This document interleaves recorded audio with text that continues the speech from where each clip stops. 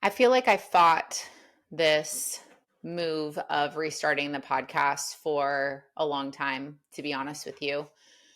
This is my third time restarting the podcast. Each time that I've done the podcast, it's been different, more specific, and accurately represents my own growth and evolution of my career and who I am as a person. So it feels raw to start over, but it also feels like after 12 years of entrepreneurship and all of the women that I've worked with, all the conversations that I've had, everything that I've learned, it would be a waste for me not to give in this way. And truthfully, I have such an overflow of knowledge and skills and love to give because I'm in this beautiful position that I have risen to and created. So, this podcast specifically will be raw. It will be straightforward. It will be tailored to mom founders and entrepreneurs. We're going to be discussing the problems that we see in business, the problems, how those problems are affecting other areas of our lives. And what I promise not to be is another source of white noise. There's a lot of podcasts that you can listen to. There's a lot of information that you can get from different places. And a lot of that information is repetitive and truthfully not that helpful. What I found in entrepreneurship is that much like motherhood in general, there's not enough support. And when it comes to the reality that we are in now, where we have women who are breadwinners, who are making millions and raising families, it is almost like the pressure that they feel to keep up that performative sometimes action or to sustain that level of business, it's really affecting people mentally and physically. And so, what I believe and what I teach and the women that I'm working with is that we do need to structure our businesses in a way that gives us freedom and flexibility. Something about my brand and the evolution of my brand is that I have swung from different ends of the spectrum, if you will, on how I operate. You know, being somebody who is a doer, being somebody who likes to check boxes, as my clients do. Um, I've operated a lot in the masculine as we know it. I've also leaned heavily into the feminine and kind of expected things to just show up and happen for me. Neither of them are sustainable long term when you're in one. And so I am personally in the place right now where I've found this richness in my life, this wealth that goes beyond finances. And it's really my desire to be able to help others to facilitate and create that. So, thank you for being here. Thank you for riding this ride with me if you've been around for a long time. If you're new here, welcome. And we are going to be dissecting and talking about the real things that are happening. And I'm not just going to, like I said, be another source of white noise. I'm going to pull this into actionable steps. I'm going to tell you the things that I've experienced, that I've learned, that I've taught my clients, that my clients are actively going through, the solutions that we're coming up with, because I believe that we deserve this help. And I believe that as mom founders, when we decide and make a conscious choice to run our businesses differently, that not only can we succeed financially, but we can also have the lives that we desired when we started our businesses. So, again, thank you for being here. I'm excited to get into our first topic because it is one that is always heavy on my heart and something that is a conversation with clients. Pretty much every single client I've had this conversation with, to be honest with you. The urgency and scarcity at which that is so ingrained in women in the way that they run their business, and how that urgency and scarcity dictates so much of their livelihood, their actions, their thoughts. It is something that if we're going to create true change, if we are going to lead better, if we are going to live better, we have to be able to identify and remove any sort of scarcity and urgency that we are operating from. And it's only then that we can really have peace. And there has been this shift, especially for women who, had hyper growth or have grown, really big and, maybe are making millions. And there has been this shift to where it's like, I did all these things, I checked all these boxes, I have all the things, and I still don't feel great. And so there is this craving for peace, for presence, for joy, for fulfillment, but it's also very uncomfortable because what we know is in business is urgency and scarcity and checking boxes and doing one thing after another and planning for another launch and always, the structure, the strategy, the to-dos. And while I will say that is a part of it and it's a necessary part of a sustainable business, if we are not balancing, and I use that word carefully, understanding that like many people are like, that is impossible. If we are not balancing our restoration, our well-being with the ambition that we have, then we're going to continue in this cycle to where years from now you look back and you're in that position where you have it all, or you've gotten the next thing, you've reached the next milestone, and it still doesn't feel like enough. So we are going to talk about taking the urgency and scarcity out of your business.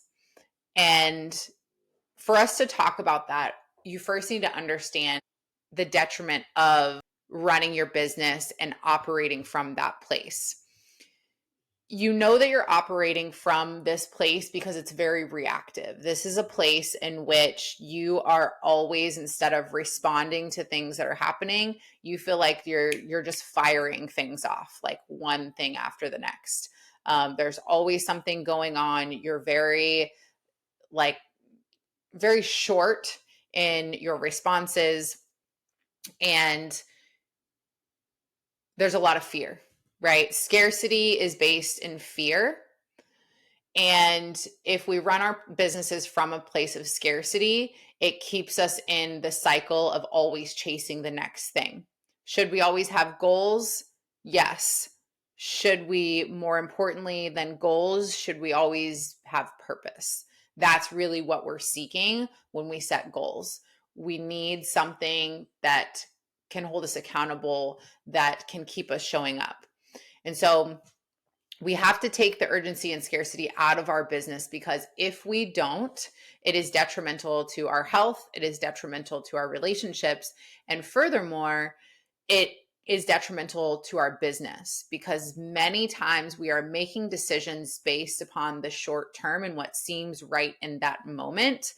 And we're making those from a reactive place. And when we make decisions from a reactive place, instead of gathering all the data and responding, then we end up having to fix things later on. Versus if we make decisions with a long-term lens, then we are putting things in place that are actually sustainable. So I want you to consider like the sustainability of your business right now and always. So in order to take the urgency out of your business, in order to increase timelines, increase turnaround times, to stop making everything feels so urgent when we are business owners, that if we don't check out and step back for a moment, we really cannot see the forest through the trees. We cannot see that, like, that one more email, that one more thing in our project management, that box we need to check, that message we need to answer. Everything feels like it needs to be done right now. And that feeling contributes to so much stress and overwhelm and anxiety, because it keeps you at like this high level of not being able to function correctly, because you just feel like there's all these to-dos and all of them have to be done right now. So you're just spinning on this hamster wheel. That's what urgency and operating out of urgency does to your business. In order to take the urgency out of your business, what you have to do is you have to learn to evaluate where the urgency is actually coming from. And then once you know where it's coming from, then you can create an actual solution for it. So, in order to do this, in order to take an accurate assessment of anything, it requires you stepping back. So, for my founders who are buried in the day to day, this is a big problem that you guys have, because you're not able to step back, because you are living in that state of like, okay, well, after I get this done or after this next thing, then I will assess that. We have to learn to assess in real time. We have to learn to see the red flags before the burnout hits and we are incapacitated. And so for that, you step back and you have to assess, and then anything that comes in to identify the actual urgency, you're going to think, is this self-imposed or is this urgency being imposed by someone else? So here's two examples of that. Self-imposed urgency is something that is within your business that you have set a timeline for, be that a timeline in your project management or a timeline in your head, right? Of like, an email just came in, I need to respond to that right now. Do you? Or is that something that you've told yourself? Or is that an expectation that you have set? And sometimes there's unset expectations, which really is the importance of us setting clear expectations from the start in our business as well, with our teams, with our clients, with everybody around us. So you have to identify the urgency and see if it's self-imposed or if it's a deadline that is coming from outside of your business. So if you're working with clients that have deadlines and you have deliverables for those, or you have a promise to a client to deliver those, you first need to know, where is the urgency coming from? Is the turnaround time too quick for you to give your best quality work? Is the quality of work suffering because you are trying to match those deadlines? Are your expectations real or realistic for what you want to achieve? I know for me personally, one of the hardest things I've had to get over is like being so tied to certain timelines. It is hard to not control everything and to have to let go that certain things are going to happen. Like, even in recording these podcasts this morning, I'm off schedule and I can get flustered a little bit. And I have to really step back and say, in the grand scheme of things, does this really matter? And I know it's such a simple question, but at the end of the day, yes, our businesses are so important. But is anyone going to die or be hurt if I am late to recording podcasts? No. And so, why am I putting that pressure and that urgency on myself? And so, this is where we look at, for self imposed urgency, and recognizing if the urgency is self imposed, if this is urgency that you are creating for yourself, that means you also have the control to change it.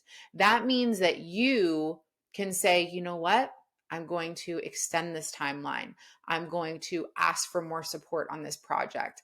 I'm going to, whatever it is, you have the option to have a conversation, be that with yourself or somebody outside of you, to change that urgency. If you feel like you have to answer emails as soon as they come in, Change your email signature to let people know that you only answer emails twice a week. There is so much control that we have in our businesses that we forget about when we're service providers. You can provide a better, more quality level of service when you are operating at your best. So, in order to take the urgency out of your business, you need to identify, is this urgency coming from me or outside of me? And if it's coming from you, you need to recognize the control that you have in that situation and ask yourself, what changes can I make to alleviate the pressure that is coming from this urgency?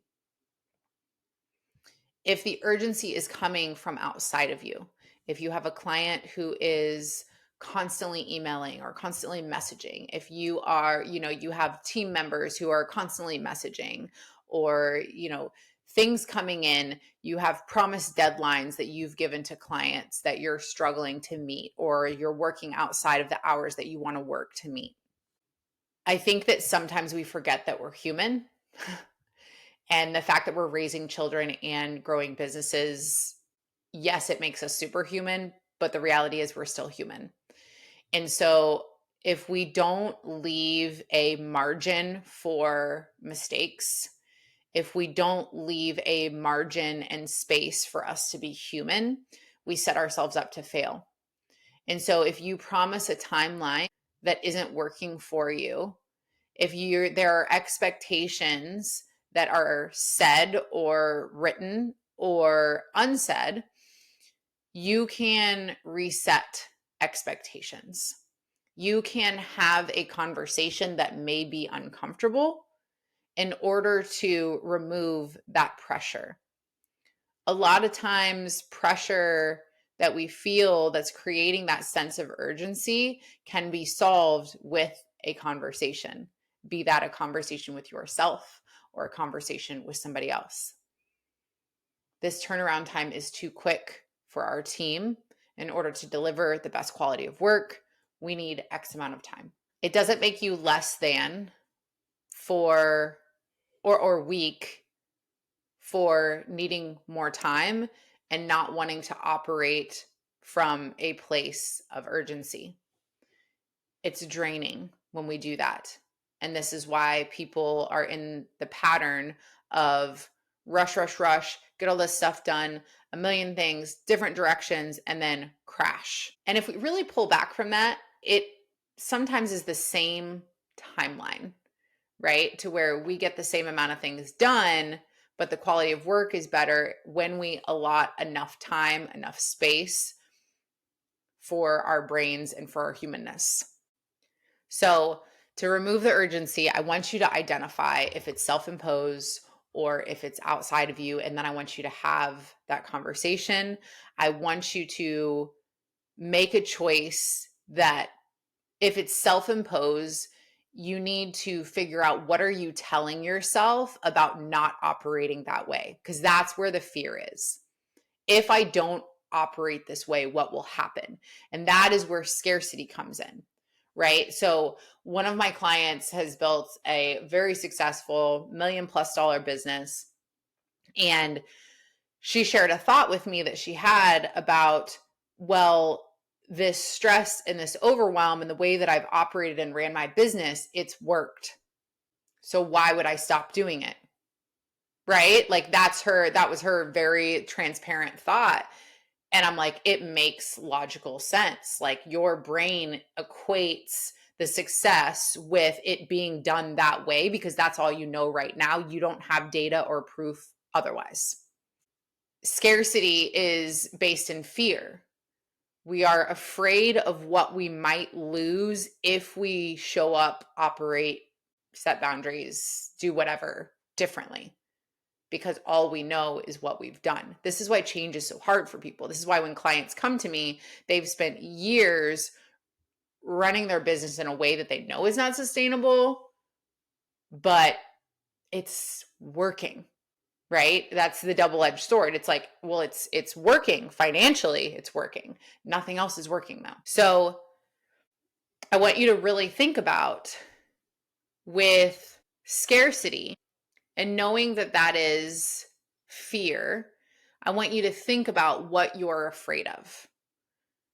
If you do things differently to where you are operating from a place of confidence and peace and holding the boundaries and the standards that you've set for yourself in your business, are you afraid that you will lose people? Are you afraid that your revenue will go down? Are you afraid that people will think something about you? And then if you can figure out what those exact fears, what your words are around those fears, it's easier for you to see those and then create different thoughts, to create a different solution. Do you want to be an example of fear? Do you want to lead in your business and in your home from the place of, if I don't do this, I will lose this? Or do you want to operate from a place of, I know if I do what is best for me, it will be what is best for them? Those are two different ways of thinking. And if we're going to build businesses that are successful and sustainable, we have to operate from a place of quality, from a place of tranquility, from a place of being able to be in the visionary seat and assess situations. And we cannot do that if we are reactive, if everything feels urgent, and if we are operating from a place of fear. So we're going to remove that urgency by assessing where it's from. We're going to remove the scarcity by assessing what the fears are that we have if we operate or do things differently. And then we're going to confront those fears. We're going to provide ourselves with new data. One of my favorite things that happens with clients is when we start to shift things in the business, when we start to set new boundaries, when we start to set them up and restructure the business in a way that is optimal for long term.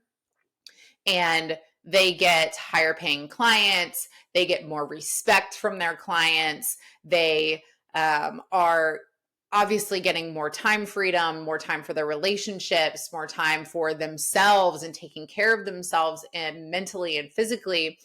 It's hard to show yourself and give yourself proof if you don't try. And so when you recognize that you're operating from a place of fear, when you're always chasing the next client, the next revenue goal, you lose sight of what you've built already. And so it's important for you to just recognize, like, I'm operating at this heightened state. There's stress, there's anxiety, everything feels urgent. The question becomes, can you sustain that? And we know the answer is no. And that's why I'm encouraging you today. And that's why this was so important for me to start the podcast with this episode is, you know, that you can't continue to meet the demand that you have on the current timelines that you're setting. You know that your expectations for yourself and probably your team and the example that you're being is probably not in alignment with who you want to be and what you want to represent long term. You have the power to change those things. So I want you to look at your responsibilities in your business. I want you to see if the responsibilities that you have and the way that you're leading, if they align with how you want to feel in your business. And if it doesn't feel good because of what we've talked about today, then it's time for you to make a plan to change it, for you to identify these areas and sources of the scarcity and the urgency and the fear and the reactivity. Identify those sources so that you can put boundaries or new standards in place to change them. Scarcity and urgency depletes you. It fries your CNS. It wrecks your health and your relationships. And once you identify if the source of these things is you or them, and you create solutions that allow you to have a sustainable business, there is this like breath of fresh air that comes. You don't need more temporary solutions. You don't need another like weekend where you're just like incapacitated because you're so tired from the week. You need to restructure the way that the business is. And so the first step to change is awareness. And so being aware of this urgency, scarcity, fear, et cetera, everything that we've talked about today, and then inputting some of these solutions, asking yourself these questions is really, really important. So thank you guys for joining me back on this first episode. I am going to try to keep these short, potent. I want to get to the bottom of what we're talking about. And next episode, we are going to be talking about another very important topic for your leadership and for your development, which is communication. This is where a lot of women are truly missing the mark. And so we're going to talk about the importance of communication in leadership. I would love to hear your thoughts on this episode. Did this resonate with you? Tell me kind of what came up for you. Feedback helps me to design episodes that are helpful for you. So please tag me on the Mom Founders Table Instagram. If you're listening, please send me DMs with how you received this episode and what was helpful for you and what you would love to be on the show. And we have the Female Founders Freedom Framework out now, which is a free downloadable PDF that is going to be your guide to freedom. It's going to be your guide to restructuring your established business in a way to where you can make your business based in freedom and flexibility. It's going to assess 8 different areas of your business, give you clear action steps and non-negotiables that need to be in place. And it is truly brilliant. So make sure that you head over to kelseykenrai.com/female founders freedom framework and grab that for free today. And I will see you guys on the next episode.